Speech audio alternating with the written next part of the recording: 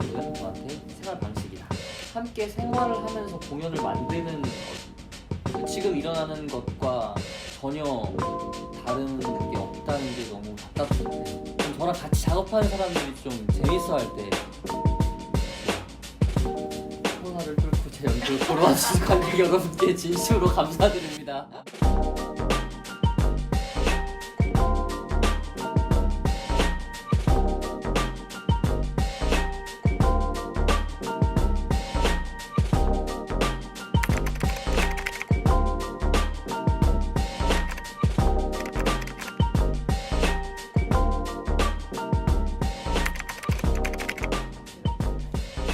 연극하는 20대 후반입니다.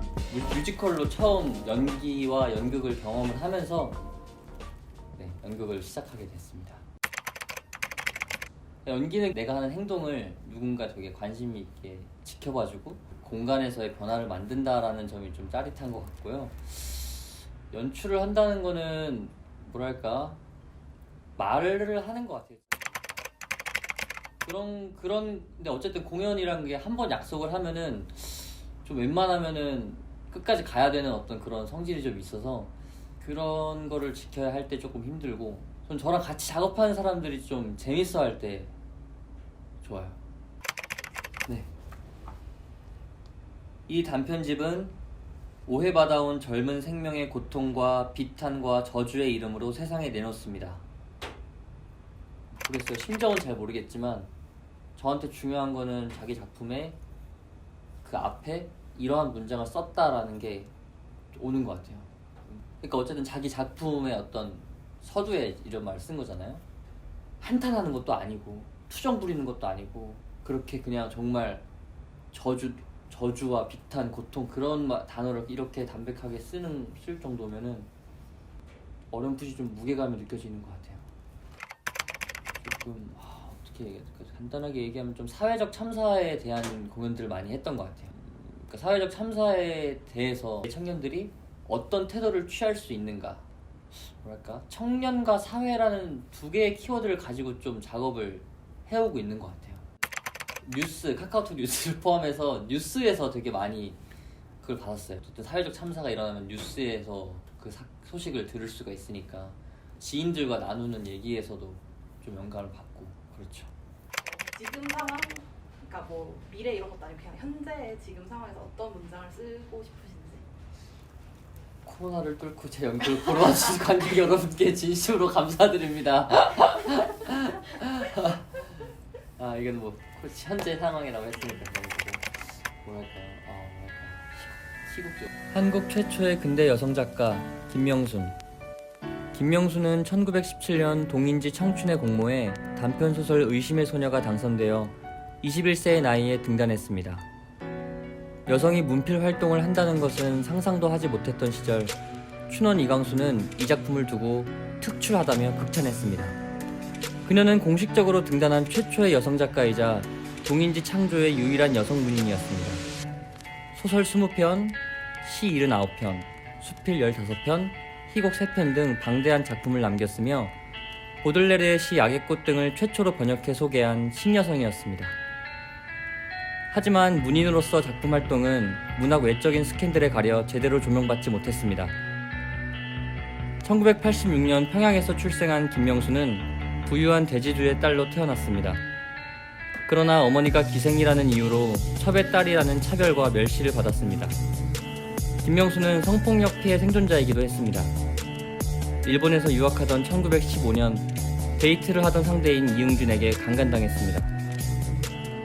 사건 이후 김명수는 피해자였음에도 명예를 더럽혔다는 이유로 학교에서 퇴학을 당했고 연못에 뛰어들어 자살 시도를 했을 만큼 고통스러운 시기를 보냈습니다. 애써 꿋꿋하게 삶을 이어갔지만 동인지 창조에서 함께 활동했던 김동인이 자신을 모티프로 문란한 신여성을 풍자하는 기면실전을 연재하자 큰 충격을 받았습니다. 그녀는 그런 조선을 사나운 곳이라고 부르기도 했습니다. 기생의 딸이라는 이유로, 성폭행의 피해자가 되었다는 이유로 그녀는 끔찍한 비난에 시달려야 했습니다.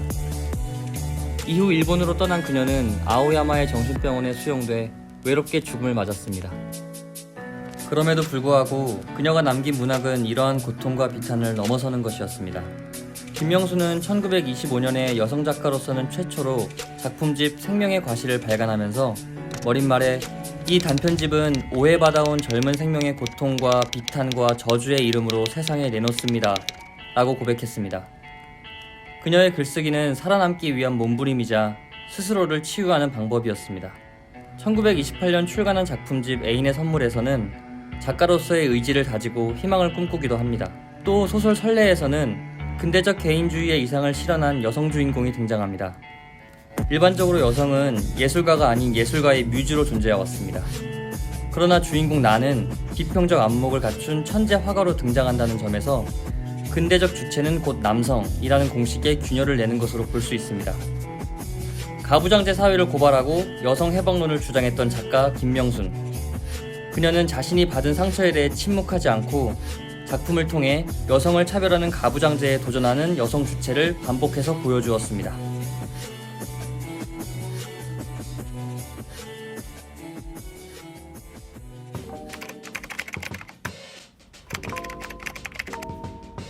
좀 답답한 것은 무엇이냐면, 그러니까 이게 어쨌든 거의 100년 전의 일인데 지금 일어나는 것과 전혀 다른 게 없다는 게 너무 답답해요. 근데 지금 이 김명순 씨의 어떤 그런 사건도 피해자가 오히려 욕을 먹고 쉬쉬 숨어 다녀야 되고, 사실 지금 엠번방 사건 그것도 사실 그것과 다른 게 하나도 없어요. 그게 좀 그러니까 뭔가 계속 그 반복되는 이 대한민국에서 반복되는 어떤 참사의 메커니즘이라고 해야 되나? 연출할 때 그렇게 좀 뭐랄까 또 사회 시스템적으로 어떤 작용이 있었고 그 영향을 받는 사람들은 누구고 한 개인이랑 그 연결되는 연결고리가 조금 점점 이렇게 안 보이는 것 같아요. 좀 사라지는 것 같은데 제가 연극을 하면서 그런 은폐되어 있는 걸 조금 더 까는 게 됐으면 좋겠고 또 은폐된 고리에 대해서 서로 얘기할 수 있는 그런 연극을 만들 수 있으면 좋겠다 치고 이제 제가 이제 로비에 있으면은 관객들이 나오면서 얘기를 서로 하는 그런 걸 항상 합니다. 저는 제가 어쨌든 연극을 만드는 공연 예술을 만드는 어떤 자연출의 어떤 그런 입장에 있을 때는 저랑 같이 하는 사람들이 너무 재밌어하는 작업을 했으면 좋겠어요. 함께 생활을 하면서 공연을 만드는 그런 단체를 이렇게 만들고 잘 이끄는 사람처럼 연극을 해보고 싶어요. 간결하게 말씀을 해주시면 연극은 저한테 생활 방식입니다. 2달 연습하고 뭐 한 2, 3주 공연. 그러니까 그렇게 해서 형성된 어떤 삶의 어떤 그 뭐랄까요? 그 흐름들이 있는데 저한테 그 흐름이 되게 괜찮은 것 같아요. 그래서 연극은 저한테 생활 방식이다 생각하고 있습니다.